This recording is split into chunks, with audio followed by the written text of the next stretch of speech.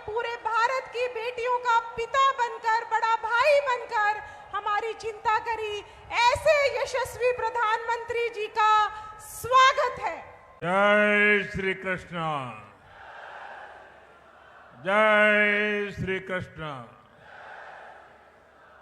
सब बुजुर्गों ने, भाई बहनों ने और नौजवानों ने राम राम। आज गीता की पावन धरती पर आके मने घणी खुशी हो रही से। कुरुक्षेत्र में आना, भारत की संस्कृति के तीर्थ के दर्शन करना मन को भर देता है।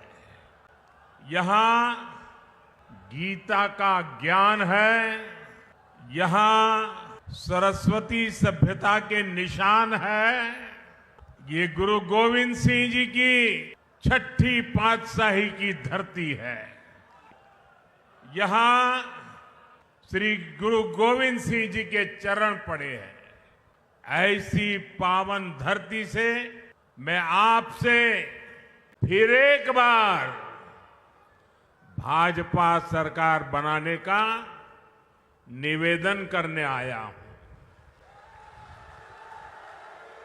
आपने दिल्ली में लगातार तीसरी बार मुझे सेवा का अवसर दिया है और यहां जो उत्साह दिख रहा है, मेरा राजनीतिक अनुभव मुझे कहता है कि हरियाणा ने भाजपा की हैट्रिक लगाना तय कर लिया है।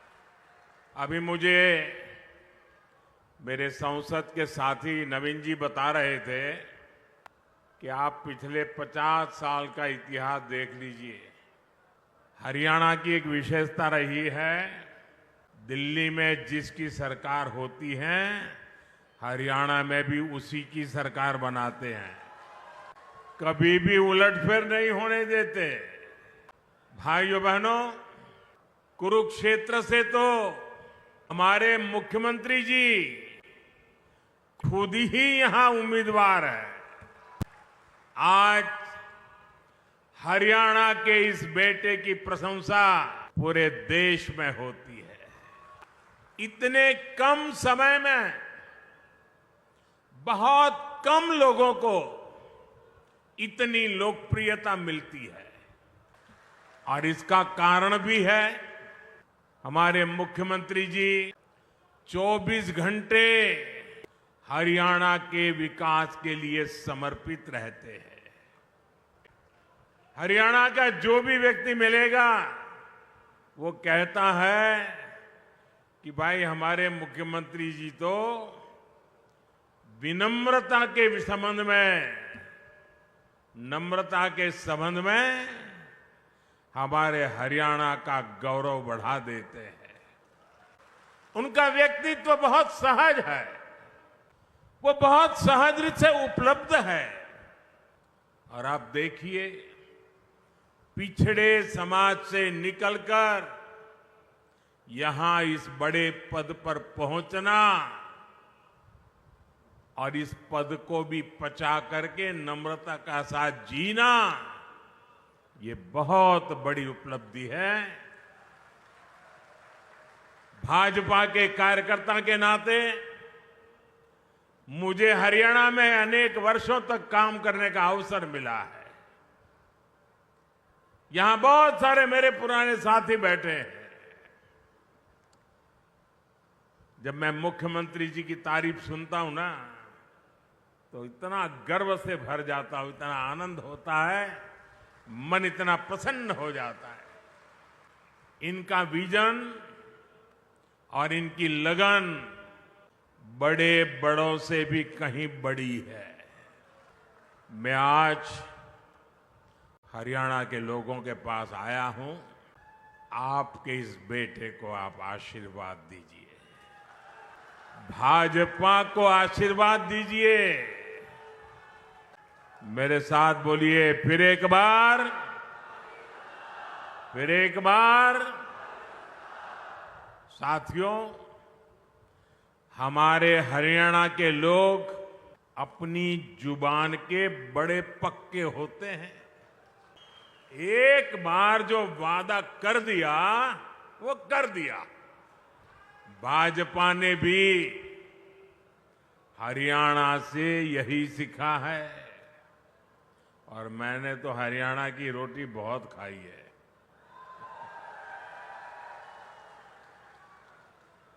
भाजपा जो कहती है वो जरूर करके दिखाती है। अभी कुछ महीने पहले लोकसभा चुनाव के दौरान मैं आपसे आशीर्वाद मांगने आया था। मैंने कहा था कि भाजपा सरकार के 100 दिन बड़े फैसलों के होंगे। गरीब, किसान, महिलाओं और युवाओं को मजबूत बनाने वाले होंगे। अभी 100 दिन पूरे भी नहीं हुए हैं, लेकिन हमारी सरकार ने करीब 15 लाख करोड़ रुपए के नए काम शुरू करवा दिए हैं। भाजपा सरकार ने गरीबों के लिए 3 करोड़ पक्के घरों को भी मंजूर किया है। ये सिर्फ पक्के घर ही है ऐसा नहीं है, ये गरीब का पक्का एड्रेस होगा। ये गरीब के सपनों का घोंसला होगा। ये उनके सपनों का लॉन्चिंग पैड होगा। साथियों, लोकसभा चुनावों के दौरान मैंने ये भी कहा था कि हम देश में 3 करोड़ लखपति दीदी बनाने के लिए काम कर रहे हैं।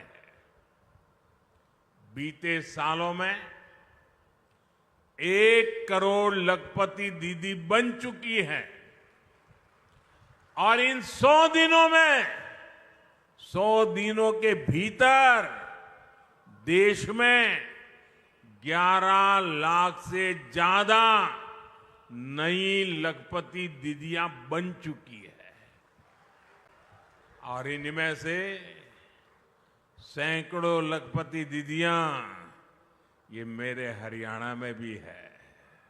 साथियों, 2 दिन पहले ही एक बहुत बड़ा फैसला हमने लिया है, जिसका लाभ हरियाणा के लाखों परिवारों को होगा।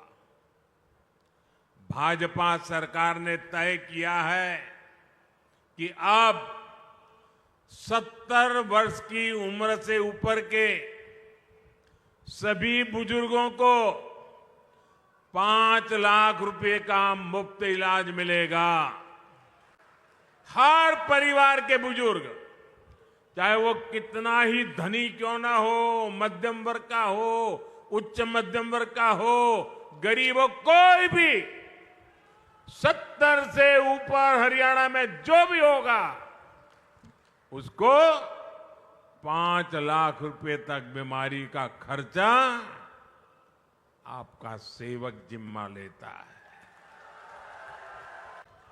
अब उसके इलाज के लिए उसके बच्चों को फिक्र करने की जरूरत नहीं है, उसकी फिक्र आपका ये बेटा करेगा।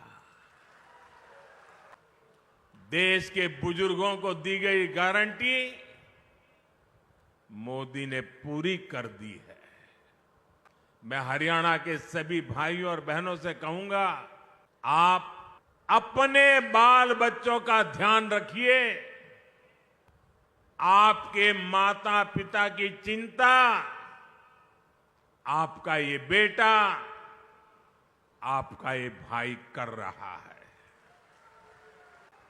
साथियों, हरियाणा में भी भाजपा सरकार पूरे सेवा भाव के साथ काम कर रही है। बीते वर्षों में हरियाणा निवेश के मामले में, कमाई के मामले में देश के टॉप राज्यों में पहुंचा है। गर्व होता है मुझे इस बात का। हमने कांग्रेस की सरकार का वो दौर देखा है जब विकास का पैसा सिर्फ एक जिले तक सीमित रह जाता था। हरियाणा के लोग तुरंत समझ जाते हैं। इतना ही नहीं, वो पैसा किस किस की जेब में जाता था ये भी हरियाणा का हर बच्चा जानता है। भाजपा ने पूरे हरियाणा को विकास की धारा से जोड़ा है। भाजपा सरकार आने से पहले हरियाणा के आधे घरों में नल कनेक्शन नहीं था। आज हरियाणा में करीब करीब 100% नल कनेक्शन वाला ये राज्य बन रहा है। साथियों, भाजपा की सरकार देश में गरीब और मध्यम वर्ग के लिए बिजली का बिल जीरो करने में जुटी है। और इसके लिए हमने पीएम सूर्यघर मुफ्त बिजली योजना शुरू की है। इसके तहत केंद्र सरकार हर परिवार को, यहां बैठे हुए सबको कहता हूं, मोदी है, मौका मत जाने दीजिए। और हरियाणा का तो मुझ पर विशेष अधिकार है भाई। हर परिवार को करीब 80,000 रुपए की मदद दी जा रही है। इस देश में कभी ऐसा नहीं हुआ कि एक एक परिवार के लिए 80,000 रुपया। और डबल इंजन की सरकार का कमाल देखिए। मोदी ने तो कहा मैं 80,000 दूंगा। इसमें हरियाणा के हमारे भाजपा के लोगों ने तय किया है हरियाणा के हर घर को 30,000 रुपए की मदद यहां की सरकार एक्स्ट्रा, यानी 1,10,000। साथियों, आपकी कमाई बढ़े, आपके पैसे बचे, ये भाजपा सरकार की बड़ी प्राथमिकता है। साथियों, हरियाणा ने हमेशा से मुझे बहुत प्यार दिया है। यहां के दूध, दही, हरियाणा की रोटी और माताओं बहनों के स्नेह का कर्ज चुकाना मेरे लिए बहुत मुश्किल है। इतना बड़ा कर्ज मुझ पर है। इसलिए मैं अपना कर्तव्य समझकर आज आपसे कुछ बातें करना चाहता हूं। और ये बातें भाजपा की भलाई के लिए नहीं है। ये बातें मोदी की भलाई के लिए नहीं है। दिल में एक दर्द है, आग है। और इसलिए जब आप मेरे परिवारजन मेरे पास हैं तो मैं मेरा दिल आपके सामने हल्का करना चाहता हूं। अपनों के सामने मैं आज देश की मुझे जो चिंता हो रही है, आपकी, आपके बच्चों की, आपके भविष्य की, और इसलिए कुछ गंभीर बातें हरियाणा के मेरे भाई बहनों के सामने रखता हूं। देश भी उसे गंभीरता से सुनेगा।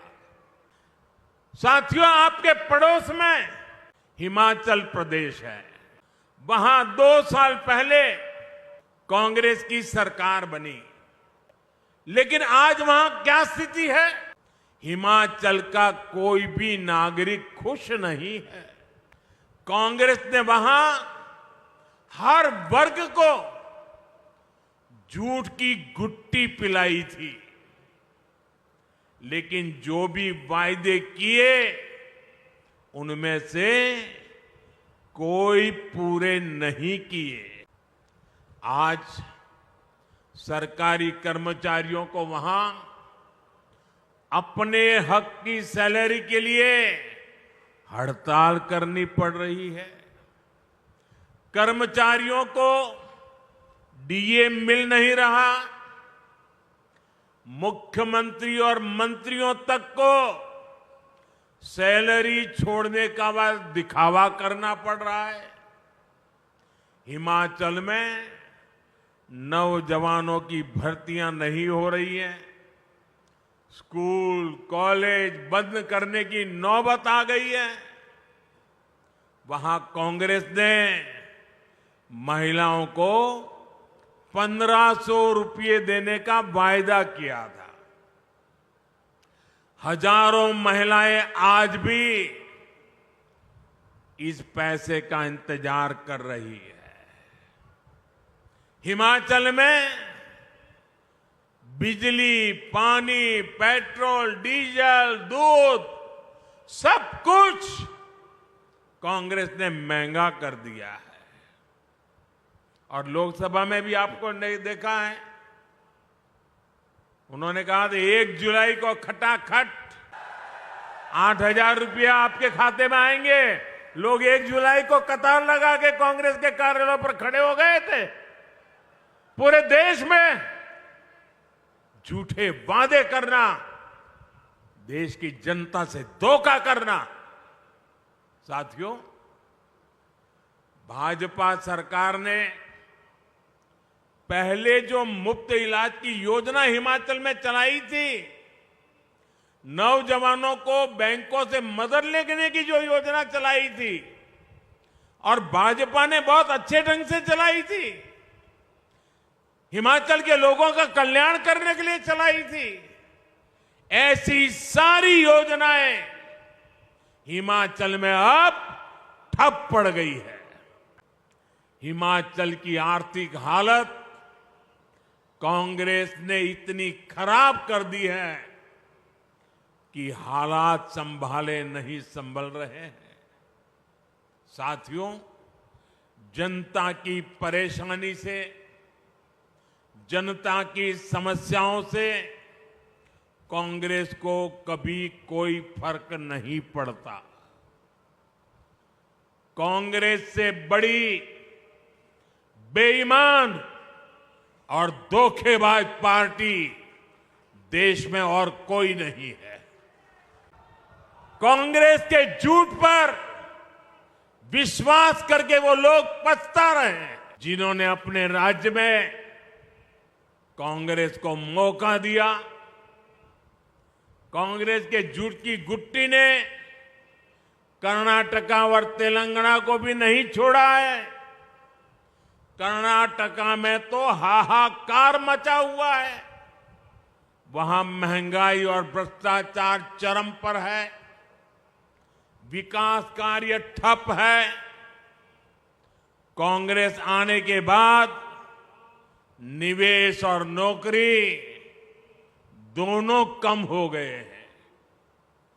अच्छे खासे राज्यों को बर्बाद कैसे किया जाता है, ये कांग्रेस वहां करके दिखा रही है। और कांग्रेस की इस चालबाजी में उसकी पिछलग्गू पार्टी भी हां में हां मिला रही है। ये कट्टर बेईमान पार्टी है। इस पार्टी की भी एक ही नीति है, चुनाव जीतने के लिए जनता का खजाना खाली करो। आप पंजाब की हालत देखिए, क्या कर दी है। हरियाणा के लोगों को ऐसी पार्टियों को सरकार के पास भी नहीं फटकने देना है। हरियाणा को बचाने के लिए करना पड़ेगा, आपके बच्चों के भविष्य को बचाने के लिए करना पड़ेगा।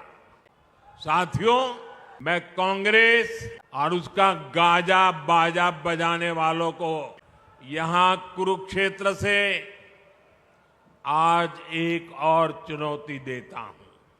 कांग्रेस किसानों के लिए बड़ी बड़ी बातें करती है, उन्हें बड़े बड़े सपने दिखाती है। सच्चाई ये है, ये झूठ के अलावा कुछ नहीं है। अगर कांग्रेस में दम है तो वो कर्नाटका और तेलंगाना में अपनी किसान योजनाएं वहां लागू क्यों नहीं करते हैं? कहीं तो करके दिखाओ। किसान तो किसान है, हरियाणा के हो या फिर कर्नाटका के। फिर सिर्फ झूठी बातें कांग्रेस क्यों करती रहती है?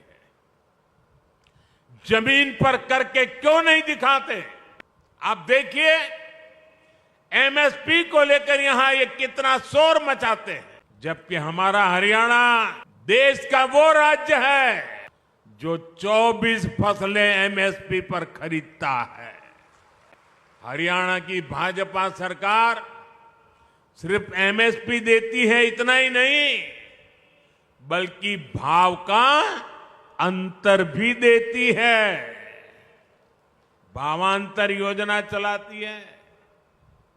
मैं कांग्रेस वालों से पूछता हूं, वो लोग कर्नाटका और तेलंगाना में कितनी फसलें एमएसपी पर खरीदते हैं? वहां किसानों को कितना एमएसपी देते हैं? साथियों, भाजपा की केंद्र सरकार ने किसान का बोझ अपने ऊपर लेने के लिए अनेक प्रयास किए हैं। यूरिया का उदाहरण देख लीजिए। यूरिया का उदाहरण हमारे सामने है। विदेशों में यूरिया की जो बोरी 3,000 रुपए की बिकती है, वही बोरी आपको सिर्फ 300 रुपये से कम में दी जाती है।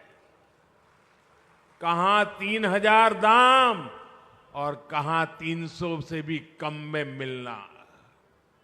इसके लिए केंद्र सरकार ने बीते सालों में करीब 10 लाख करोड़ रुपए जो किसान के सर पे पड़ने वाले थे, वो पड़ने नहीं दिए।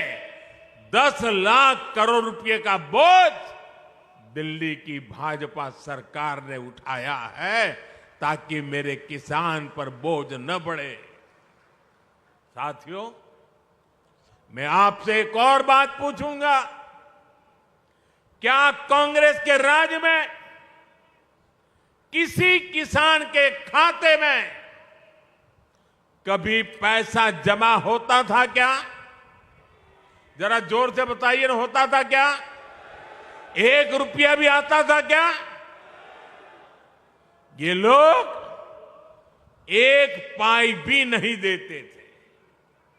किसानों के बैंक खातों में सीधे पैसे भेजने का काम भाजपा ने किया है।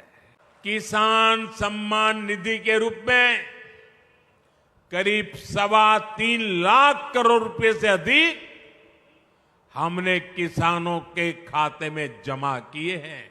3.25 लाख करोड़।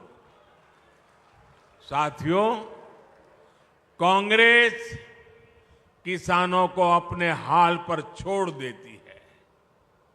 मैं आपको फिर कर्नाटका का उदाहरण दूंगा, जहां कांग्रेस की सरकार है। देखिए कर्नाटका में क्या हो रहा है। कांग्रेस के सिर्फ कुछ महीनों के राज में आप सुनकर के चौंक जाएंगे। कुछ ही समय के राज में कर्नाटका में करीब 1200 किसानों ने आत्महत्या की है। अरे डूब मरो कांग्रेस के लोग, आपके मुंह में किसान के नाम पर झूठ फैलाने का पाप पड़ा हुआ है। वो इसलिए क्योंकि सूखा पीड़ित किसानों की कांग्रेस, वहां की सरकार ने मदद नहीं की।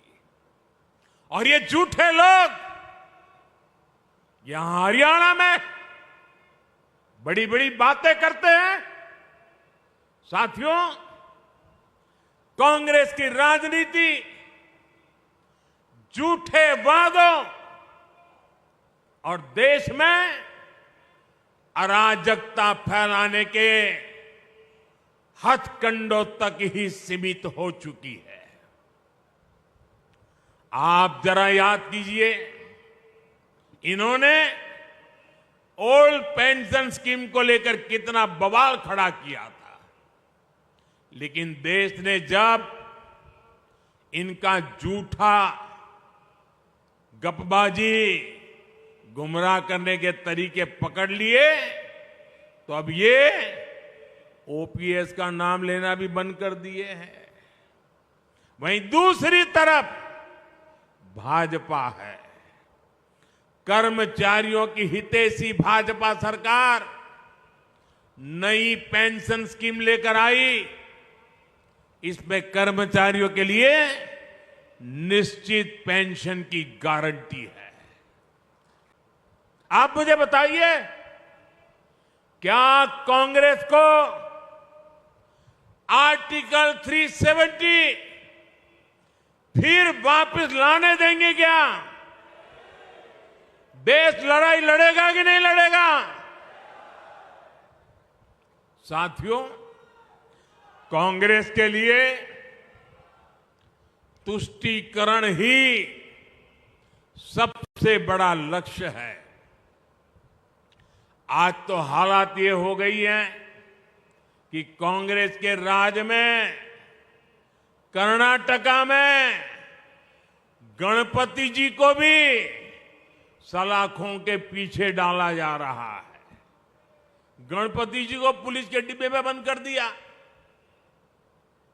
पूरा देश आज गणेश उत्सव मना रहा है और कांग्रेस विघ्नहर्ता की पूजा में भी विघ्न डाल रही है।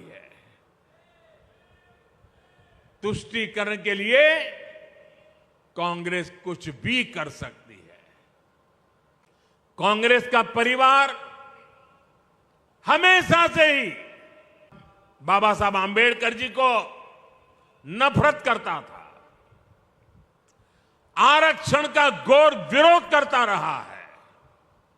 इस परिवार ने हमेशा दलितों, ओबीसी, आदिवासियों को अपमानित किया है। आप याद रखिए, नेहरू जी जब पीएम थे तो उन्होंने आरक्षण का विरोध किया था। राज्यों के मुख्यमंत्रियों को चिट्ठी लिखी थी, सबूत मौजूद है। और इतना ही नहीं, नेहरू जी ने यह भी कहा था कि आरक्षण वाले नौकरी पा जाएंगे तो सरकारी सेवा की क्वालिटी खराब हो जाएगी। ये नेहरू जी के शब्द है। नेहरू जी ने ओबीसी आरक्षण के लिए काका साहब कालेलकर का जो कमीशन गठित हुआ था, उसकी रिपोर्ट आई थी। ओबीसी समाज का भाग्य बदलने वाली रिपोर्ट थी, लेकिन पंडित नेहरू ने उसको भी ठंडे बस्ते में डाल दिया। नेहरू जी के बाद जब इंदिरा जी आई तो उन्होंने भी ओबीसी आरक्षण पर रोक लगा कर रखी। जब देश ने उनको सजा दी, जनता पार्टी की सरकार बनी मोरारजी भाई के नेतृत्व में, तब मंडल आयोग बना। लेकिन फिर कांग्रेस आ गई और मंडल कमीशन की रिपोर्ट ठंडे बस्ते में डाल दी गई। इसके बाद राजीव जी ने भी अपनी सरकार में ओबीसी को आरक्षण नहीं मिलने दिया। जब केंद्र में भाजपा के समर्थन से अटल जी की सरकार बनी, तब मंडल आयोग की रिपोर्ट लागू हुई। वीपी सिंह की सरकार बनी, अटल जी के जनसंघ ने, भाजपा ने समर्थन किया था उस समय, और तब जाकर के ओबीसी समाज को आरक्षण मिला जब भाजपा का समर्थन था। और आप ये भी याद रखिए, राजीव गांधी ने नेता विपक्ष के रूप में भी, ऑपोजिशन लीडर के नाते पार्लियामेंट में उनका भाषण है, उन्होंने आरक्षण का पुरजोश विरोध किया था। उन्होंने एक इंटरव्यू में, ये शब्द उनके हैं, मैं बताता हूं, उन्होंने एक इंटरव्यू में कहा था, उन्होंने यहां तक कह दिया था, आरक्षण पाने वालों को बुद्धू तक कह दिया था ये राजीव जी ने। एससी, एसटी, ओबीसी समाज का इससे बड़ा अपमान क्या हो सकता है। अब कांग्रेस का शाही परिवार फिर आरक्षण खत्म करने पर अड़ रहा है। लेकिन मेरी बात कांग्रेस कान खोल करके सुन ले, जब तक मोदी है तब तक बाबा साहब आंबेडकर के दिए आरक्षण में से रत्ती भर भी लूट नहीं करने दूंगा, हटाने नहीं देने दूंगा। एससी, एसटी, ओबीसी का आरक्षण रहेगा, ये मोदी की भी गारंटी हो, और भविष्य में उसके लिए लड़ाई लड़ने की भी गारंटी है। साथियों, कांग्रेस का दलित विरोधी चेहरा हरियाणा से बेहतर कौन जानता है। हरियाणा में जब जब कांग्रेस की सरकार आती है तो दलितों का जीना मुश्किल हो जाता है। 2005 में गोहाना में कितना बड़ा कांड हुआ था, क्या उसे कोई दलित परिवार भुला सकता है। 2010 में मिर्चपुर कांड को क्या कोई भूल सकता है। 2012 में भगाना में जो कुछ हुआ था, फिर 2014 में दलित बेटियों के साथ जो कुछ हुआ था, उस शर्मनाक घटना को याद करके ही रूह कांप जाती है। तब हमने ये भी दिखाया था कि मुख्यमंत्री हुड्डा जी और इनका दिल्ली का शाही परिवार सबके मुंह पर ताले लग गए थे।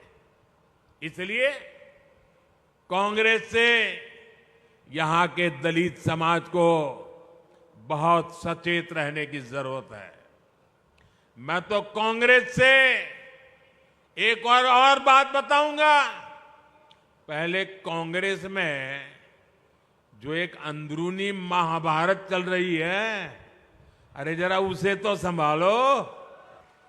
जिस तरह यहां एक परिवार को आगे बढ़ाकर कांग्रेस राजनीति कर रही है, वो पूरा दलित समाज देख रहा है। साथियों, भाजपा की सरकार पूरी ईमानदारी से हरियाणा के विकास में जुटी हुई है, जबकि कांग्रेस की सरकार के दौरान यहां भ्रष्टाचार ही संस्कार बन गए थे। इसका बहुत बड़ा नुकसान हरियाणा के नौजवानों को हुआ। जब यहां कांग्रेस की सरकार थी तो खर्ची और पर्ची के बिना नौकरी नहीं मिलती थी। भाजपा सरकार ने खर्ची पर्ची के इस खेल को बंद कर दिया है। इसकी प्रशंसा आज पूरे देश में हो रही है। भाजपा सरकार ने पूरी पारदर्शिता से यहां करीब 1.5 लाख सरकारी नौकरियां दी है। अभी भी हमारे मुख्यमंत्री नायब सिंह सैनी जी 25,000 युवाओं को नौकरी देने जा रहे थे, लेकिन कांग्रेस के भर्ती रोको गैंग ने उसमें अड़ंगा डाल करके रख दिया। लेकिन हरियाणा के नौजवानों, आप चिंता मत करिए, 8 अक्टूबर के बाद फिर भाजपा सरकार बनेगी तो इसी कार्य से नए कार्यकाल का श्री गणेश किया जाएगा। साथियों, हरियाणा में तीसरी बार भाजपा सरकार आने का मतलब है सबका विकास, तेज विकास। तीसरे टर्म में कुरुक्षेत्र को सांस्कृतिक पर्यटन का बड़ा सेंटर बनाने का हमारा अभियान तेज होगा। गीता महोत्सव और ज्योतिसर अनुभव केंद्र यहां बन चुके हैं। संत रविदास जी के भव्य स्मारक पर भी काम शुरू हो चुका है। विकास कैसे हर काम तेजी से हो, इसके लिए तीसरी बार यहां पूर्ण बहुमत की भाजपा सरकार बनानी है। 5 अक्टूबर को कमल निशान पर उंगली दबानी है। आप सभी के आशीर्वाद फिर एक बार भाजपा सरकार बनाएंगे। इतनी बड़ी तादाद में, इतने बड़े उमंग और उत्साह के साथ आए हुए आप सबको मैं हृदय से धन्यवाद करता हूं। मेरे साथ बोलिए, भारत माता की आवाज दूर दूर तक जानी चाहिए। भारत माता की, भारत माता की, भारत माता की। बहुत बहुत धन्यवाद।